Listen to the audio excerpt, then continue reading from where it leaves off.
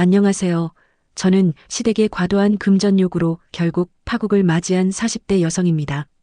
여러분, 혹시 결혼하면서 시댁에서 무리한 요구를 받아본 적 있으신가요? 처음엔 가족이니까 당연하다고 생각했는데 그 끝이 어디까지인지 몰라서 결국 모든 걸 잃어버린 이야기를 오늘 들려드리려고 합니다. 사실 저는 정말 평범한 가정에서 자란 케이스예요. 아버지는 중소기업에서 관리직으로 일하셨고 어머니는 파트타임으로 일하시면서 저와 오빠를 키워주셨어요. 부족하지도 넉넉하지도 않은 그런 평범한 중산층 가정이었죠. 부모님은 항상 저희에게 강조하셨던 게 있었습니다. 그건 바로 성실과 검소였어요. 어머니는 늘 절약하는 분이셨습니다. 저희 옷도 항상 할인 매장에서 사주셨고 외식도 특별한 날에만 했어요. 가계부도 꼼꼼히 쓰시면서 한 푼이라도 아끼려고 노력하셨죠. 그런 어머니를 보면서 저도 자연스럽게 돈의 소중함을 깨달으며 자랐습니다. 윤정아, 돈이라는 건 하루아침에 생기는 게 아니야. 매일매일 조금씩 모아야 큰 돈이 되는 거지. 그러니 너도 지금부터 용돈 받으면 조금씩이라도 저축하는 습관을 길러야 해. 그렇게 어머니의 가르침을 받으며 저는 항상 절약 정신을 마음에 새기며 살았습니다. 그 후로 저는 대학을 졸업하고서 일반 회사에 취직을 하게 되었어요. 사회초년생 때부터 정말 열심히 일했습니다. 월급은 많지 않았지만 매달 일정 금액은 꼭 저축하면서 나름대로 미래를 준비해 나갔죠. 그러다 제가 30대 초반이 되었을 때 지금의 남편을 만나게 되었어요. 직장 선배의 소개로 만나게 된 남편은 정말 따뜻하고 성실한 사람이었습니다. 큰 부자는 아니었지만 안정적인 직장에 다니고 있었고 무엇보다 저를 정말 소중하게 대해줬어요. 그렇게 자연스럽게 2년 정도 연애를 하다가 결혼을 준비하게 됐습니다. 결혼 준비 과정은 정말 행복했어요. 남편은 모든 걸 제 의견을 먼저 물어보고 결정했고 저희 부모님도 남편을 정말 좋아하셨거든요. 그런데 처음으로 예비시댁에 인사를 가게 되었을 때부터 뭔가 이상한 기운을 느끼기 시작했어요. 시댁은 아파트가 아닌 단독주택에 살고 계셨는데 집이 정말 크더라고요. 외관부터가 웅장하고 정원도 넓고 차고에는 고급 승용차 2대가 있었어요. 처음 들어갔을 때부터 와, 정말 잘 사시는구나 하는 생각이 들었습니다. 시어머니께서 저를 정말 반갑게 맞아주셨어요. 어머, 어서 와요. 우리 아들이 맨날 자랑만 하더니 정말 예쁘네요. 제가 음식을 좀 준비해봤는데 입맛에 맞을지 모르겠어요. 거실로 향했더니 정말 상다리가 부러질 정도로 음식이 차려져 있었거든요. 한우, 전복, 각종 나물에 디저트까지 정말 정성스럽게 준비해 주신 게 보였어요. 시아버지께서도 정말 친절하게 대해 주셨고요. 우리 며느리 될 사람이 이렇게 착해 보이니 정말 다행이야. 우리 아들이 좋은 사람 만났네. 앞으로 잘 부탁하네. 밥을 다 먹고 나니 그때부터 시어머니께서 본격적으로 이야기를 꺼내시기 시작하더군요. 윤정아, 혹시 결혼하고 나서 어디서 살 생각이니? 전세? 아니면 매매? 아직 구체적으로 정하지는 않았는데요. 일단 전세로 시작해서 차차 돈을 모아서 매매를 생각하고 있어요. 아, 그래. 그런데 말이야, 요즘 집값이 얼마나 비싼데 전세도 쉽지 않을 텐데. 우리가 좀 도와줘야 하는 거 아니야, 여보? 시아버지께서도 맞장구를 치셨어요. 그럼. 아들 결혼시키는데 우리가 도와주는 게 당연하지. 그 말을 듣고 저는 정말 고마웠어요. 시댁에서 신혼집을 도와주신다니 정말 복받은 며느리라는 생각이 들었거든요. 그런데 다음에 나온 시어머니의 말에 저는 깜짝 놀랐어요. 근데 윤정아, 너희들 혼자 사는 것보다는 우리랑 같이 사는 게 어떨까? 이 집이 워낙 크니까 2층을 너희들이 쓰면 되고 그러면 전세금도 안 들고 좋잖아. 어머님, 그런데 저희가 시댁에서 살면 어머님께서 불편하실 텐데요. 불편하긴 뭐가 불편해. 오히려 좋지. 며느리랑 같이 살면서 정도 많이 나누고 싶고 그리고 손자 손녀 낳으면 내가 돌봐줄 수도 있고 말이야. 남편도 옆에서 어머니가 그렇게 말씀하시니까 한번 생각해보자고 하더라고요. 저는 솔직히 좀 부담스러웠어요. 시댁에서 사는 게 경제적으로는 좋겠지만 자유로운 신혼생활을 하고 싶었거든요. 하지만 시어머니의 강한 추천에 결국 저희는 시댁 2층에서 신혼생활을 시작하게 되었습니다. 처음 몇 달은 정말 좋았어요. 시어머니께서 아침마다 아침 식사를 챙겨주시고 제가 늦게 들어오면 저녁도 따뜻하게 데워주셨거든요. 저도 가끔 시어머니 심부름도 해드리고 같이 마트도 가면서 정말 친한 모녀지간처럼 지냈어요.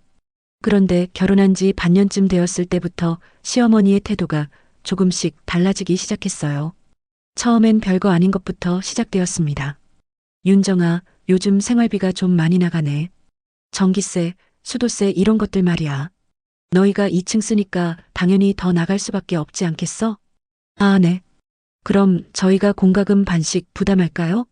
반씩은 좀 그렇고 너희가 3분의 2 정도 내는 게 맞지 않을까? 전기도 너희가 더 많이 쓰고 말이야. 그때만 해도 저는 그러려니 했어요. 우리가 더 많이 쓰니까 더 많이 내는 게 맞다고 생각했거든요. 그런데 그게 끝이 아니었어요. 아, 그리고 윤정아. 식비도 좀 얘기를 해야겠어. 너희 밥도 내가 해주고 반찬도 해주는데 재료비는 너희가 내는 게 맞지 않겠어? 어머님께서 해주시는 거라 죄송한데요. 그럼 장보기는 제가 할게요. 아니야, 장보기는 내가 할게. 대신 한 달에 100만 원 정도 주면 될 것 같아. 100만 원이라니요. 저희 두 명이 밖에서 먹어도 한 달에 그 정도면 정말 잘 먹을 수 있는 금액이었어요. 하지만 시어머니께서 직접 요리해 주시니까 그 정도는 드려야 한다고 생각했어요. 그렇게 한 달, 두 달 지나면서 저희가 시댁에 내는 돈이 점점 늘어났어요. 공과금에 식비에 이것저것 합치니까 한 달에 150만 원 정도를 내고 있더라고요. 그 정도면 웬만한 전셋집에서 살 수 있는 금액이었죠. 그런데 어느 날 시어머니께서 또 다른 얘기를 꺼내시는 거예요. 윤정아, 우리 차가 좀 오래됐는데 바꿔야 할 것 같아. 그런데 요즘 차값이 얼마나 비싼지 알아? 네, 요즘 정말 비싸죠. 그래서 말인데 너희가 좀 도와주면 안 될까? 어차피 너희도 우리 차같이 쓰잖아. 저희는 차가 없어서 가끔 시댁차를 빌려 쓰긴 했어요. 하지만 일주일에 한두 번 정도였거든요. 어머님, 그런데 차는 너무 비싸서요. 저희가 어떻게 도와드릴까요? 5천만 원짜리로 하나 사려고 하는데 너희가 절반만 내주면 되겠어. 2,500만 원이라니요. 저희가 그동안 모은 돈이 3천만 원 정도였는데 그 중에 대부분을 차값으로 내라고 하시는 거였어요. 어머님, 그런데 그 돈은 저희가 집 마련하려고 모은 돈인데요. 집은 여기 있잖아. 굳이 나가서 살 필요가 있어? 여기서 계속 살면 되지. 그 말을 듣고 저는 뭔가 이상하다는 생각이 들기 시작했어요. 처음에는 신혼집을 도와주겠다고 하셨으면서 지금은 계속 시댁에서 살라고 하시고 차값까지 요구하시고 남편과 상의해봤어요. 여보, 어머님께서 차값을 내달라고 하시는데 어떻게 생각해? 우리도 쓰긴 하니까 좀 내야 하는 거 아니야? 그런데 2,500만 원은 너무 큰 돈이야. 우리가 모은 돈 거의 다 들어가잖아. 그래도 어머니가 말씀하시는데 어떻게 안 들어드릴 수 있어. 일단 내자. 남편은 효자라서 시어머니 말씀에 반대하는 걸 정말 어려워했어요. 결국 저희는 모은 돈 대부분을 차값으로 내게 되었습니다. 그런데 그게 끝이 아니었어요. 차를 사고 난 뒤에도 계속 이런저런 요구가 이어졌거든요. 윤정아, 집 리모델링을 좀 해야겠어. 이 집이 좀 오래돼서 여기저기 고칠 게 많아. 네, 그러시네요. 근데 리모델링 비용이 만만치 않아. 5천만 원 정도 들 것 같은데 너희가 좀 도와줄 수 있어? 또 5천만 원이라니요. 이번엔 정말 어이가 없었어요. 어머님, 저희는 이미 차값도 냈고 매달 생활비도 내고 있는데 리모델링까지는 좀. 리모델링하면 너희도 좋잖아. 2층도 같이 예쁘게 꾸며줄 거고. 그래도 5천만 원은 너무 큰 돈이에요. 그럼 3천만 원만. 결국 또 3천만 원을 내게 되었어요. 이번엔 정말 대출을 받아야 했어요. 저희 통장은 이미 바닥이 났거든요. 그렇게 결혼한 지 1년 반이 지나면서 저희는 시댁에 총 8천만 원 가까운 돈을 내게 되었어요. 차가, 리모델링 비용, 매달 내는 생활비까지 합치니까 정말 큰 돈이었죠. 그 돈이면 저희가 전세집에서 살면서 돈도 모으고 독립적인 생활을 할 수 있었을 텐데. 그런데 어느 날 정말 충격적인 사실을 알게 되었어요. 시아버지께서 사업을 하신다는 건 알고 있었는데 그 사업이 부도가 났다는 거였어요. 그것도 몇 달 전에 이미 부도가 났는데 저희한테는 얘기를 안 하신 거였죠. 남편이 회사에서 들어와서 저한테 말하는 거예요. 여보, 큰일 났어. 아버지 회사가 부도가 났어. 뭐라고? 언제? 3개월 전에. 그런데 지금까지 우리한테 말 안 하셨어. 그럼 그동안 우리한테 받은 돈은 아마 빚 갚는 데 쓰신 것 같아. 그 순간 정말 머릿속이 하얘졌어요. 저희가 그동안 낸 8천만 원이 시댁의 빚을 갚는 데 쓰였다는 거잖아요. 그러면서도 계속 저희한테는 돈을 요구하고 더 충격적인 건 그 다음에 알게 된 사실이었어요. 시댁집이 이미 은행에 담보로 잡혀 있었다는 거예요. 그것도 제1순위, 제2순위 모두 잡혀 있어서 거의 경매 직전 상황이었던 거죠. 여보, 그럼 우리 지금 어떻게 되는 거야? 집이 경매로 넘어가면 우리도 나가야 해. 그동안 우리가 낸 돈은? 그건 돌려받기 어려울 것 같아. 정말 하늘이 무너지는 느낌이었어요. 저희가 모은 돈도 다 날리고 집에서도 쫓겨나고. 그런데 더 어이없는 건 시어머니의 반응이었어요. 윤정아, 미안해. 그런데 어쩔 수 없잖아. 우리도 힘든 상황이야. 어머님, 그러면 저희가 낸 돈은 어떻게 되는 거예요? 그건 가족인데 그런 걸 따지는 거야? 우리도 다 잃는 마당에. 가족이라는 말로 모든 걸 넘어가려고 하시는 거였어요. 8천만 원이라는 거액을 그냥 포기하라는 거였죠.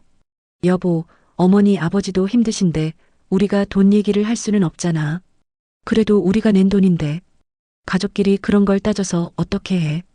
결국 저희는 아무것도 돌려받지 못한 채 시댁에서 나오게 되었어요. 전세금도 없어서 월세로 작은 원룸에서 살기 시작했죠. 신혼집은커녕 신혼 때보다도 못한 환경에서 살게 된 거예요. 그런데 정말 어이없는 건 그 뒤였어요. 시댁에서 또 연락이 오는 거예요.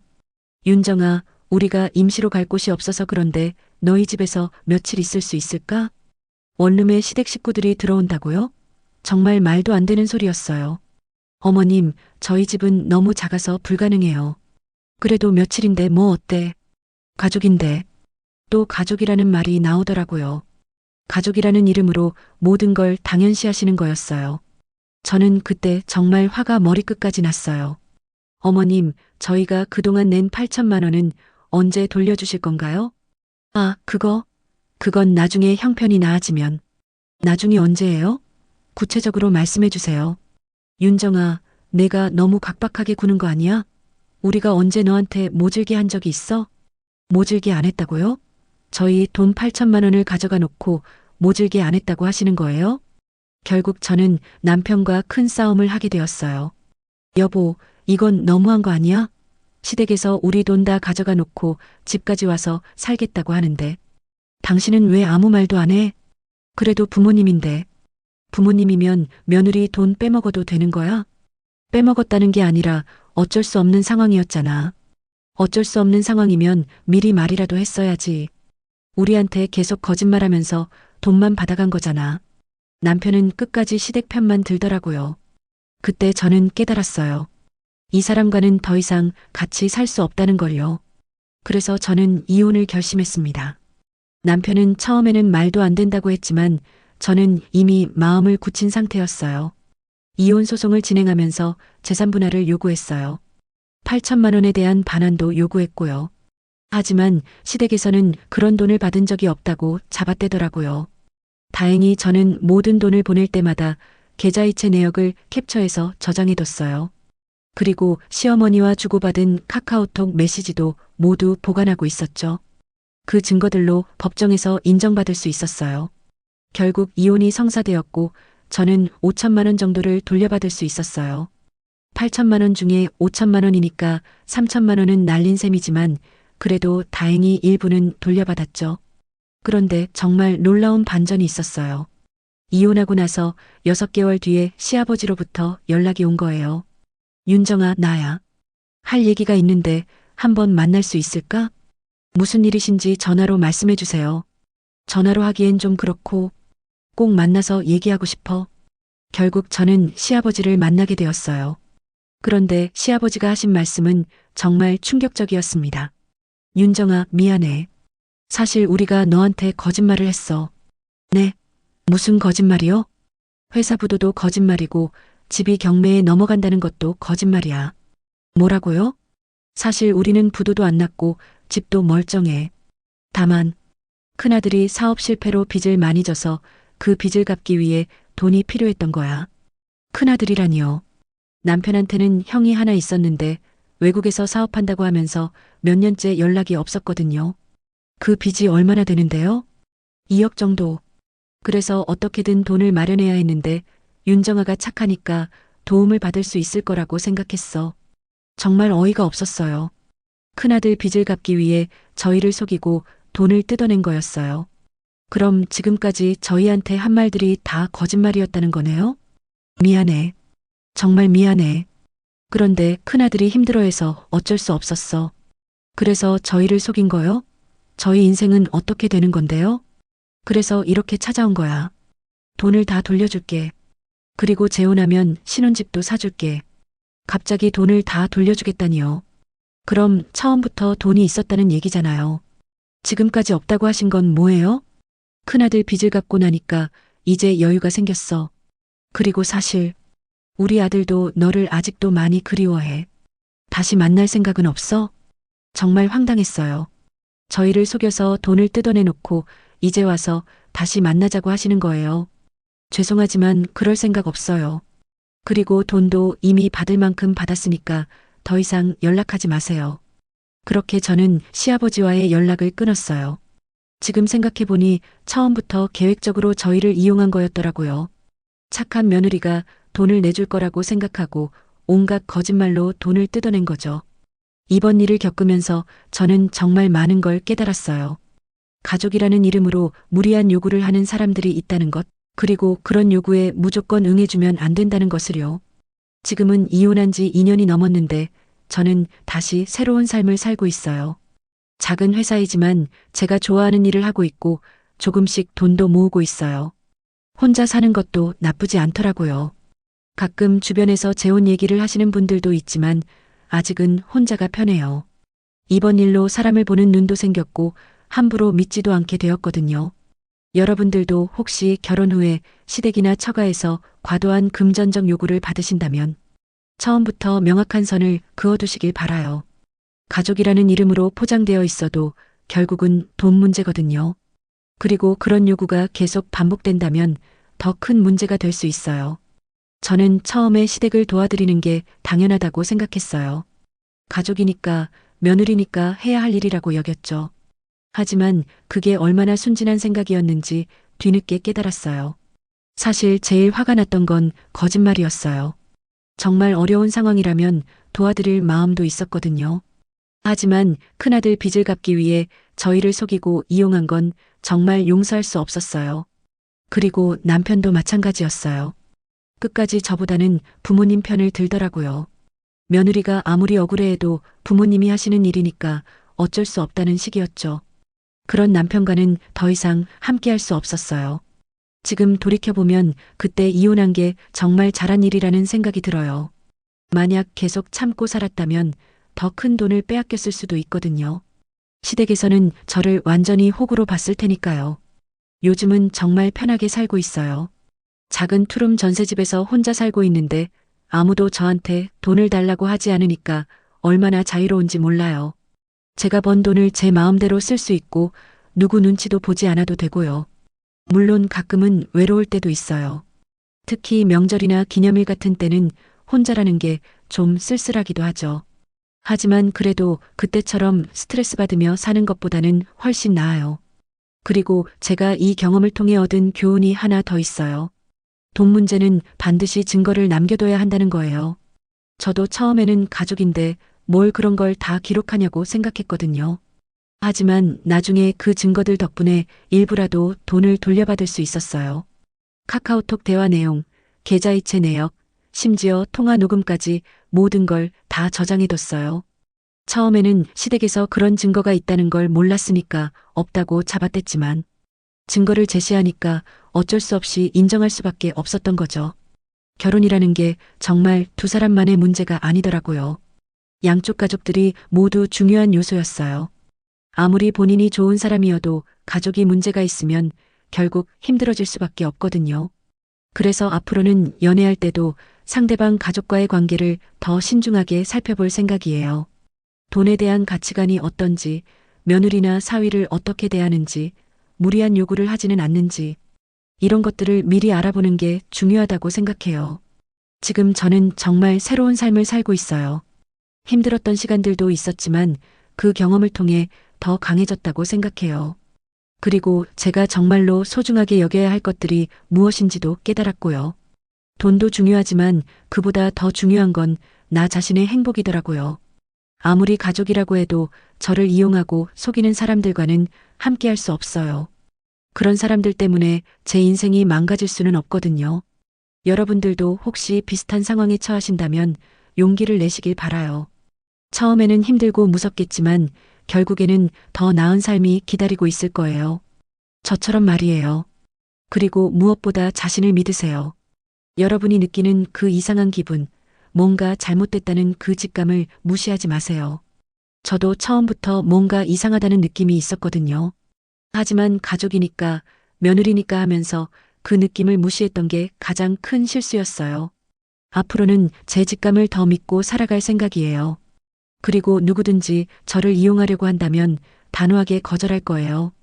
더 이상은 착한 며느리, 착한 사람이 되려고 억지로 참지 않을 거거든요.